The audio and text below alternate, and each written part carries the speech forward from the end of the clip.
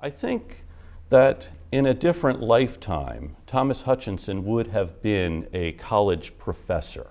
He was a very able historian. In fact, he collected documents on Massachusetts history. And his family, by the way, had been here since the 1630s. His great-great-great-grandmother, I believe it was Anne Hutchinson, who was kicked out for being a heretic. And that may have colored Thomas Hutchinson's view of the populace of Massachusetts as not always being on the side of the angels, no matter what we may always think. At any rate, January of 1773, Hutchinson opened the assembly, which met in Cambridge because there was smallpox in Boston. Very long speech, very learned speech. As I said, he would have been a good college professor, and you should know college professors are good at lecturing. And we like it when you listen. We like it when you write down what we are saying.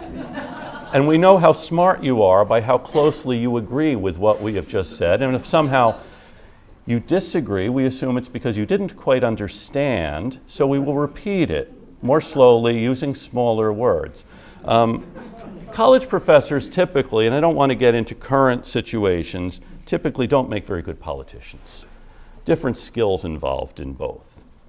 Hutchinson began his speech by explaining the nature of the British Empire, which was changing.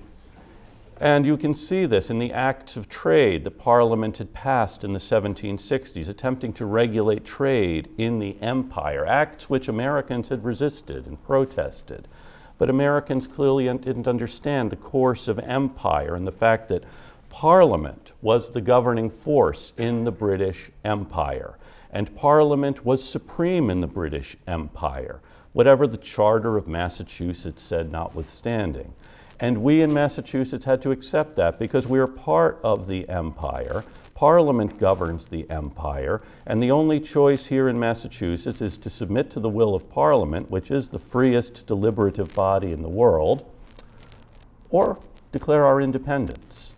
And then we could expect to enjoy the liberties of subjects of other empires, less beneficent, the Dutch Empire or the Spanish Empire or the French Empire. We obviously could not sustain ourselves beyond the British Empire, which has allowed us to become prosperous and wealthy, and to a large extent to govern our own affairs. Very learned speech, I guess it would have been better as a lecture, and college professors, as I said, are good at lecturing, and the Massachusetts Assembly did not prove to be very willing students of Professor Hutchinson. They hadn't thought of it. Well, they had not thought in terms such as he had put them, submission or independence.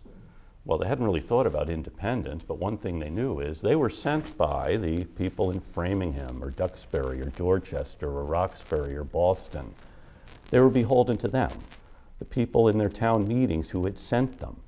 They were the people who governed in Massachusetts, not the Parliament. And if our choice is submission to an outside power or independence, we hadn't quite thought of it that way, but yes, that's our choice. Although they don't yet talk about that openly.